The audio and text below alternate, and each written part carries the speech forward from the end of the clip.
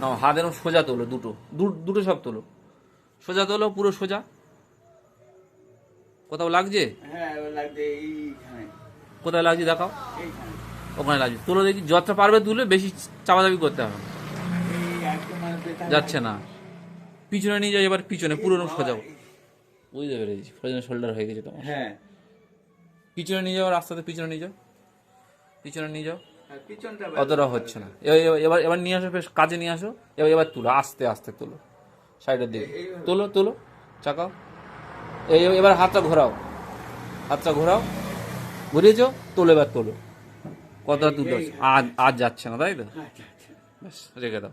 বুঝতে পেরেছি, এটা ফ্রোজেন শোল্ডার বলে, বুঝতে পেরেছো? আচ্ছা। তোমার এখানে ক্যাপসুল ধরে আছে, পিছনেটা যাচ্ছে মানে এই ক্যাপসুলটা ঠিক আছে। হ্যাঁ এখানে তিনখানা ক্যাপসুল আছে, অ্যান্টেরিয়র ক্যাপসুল, এটা পোস্টেরিয়র, মানে এটা সামনের ক্যাপসুল, এটা পিছনের ক্যাপসুল, এটা মিডিল ক্যাপসুল।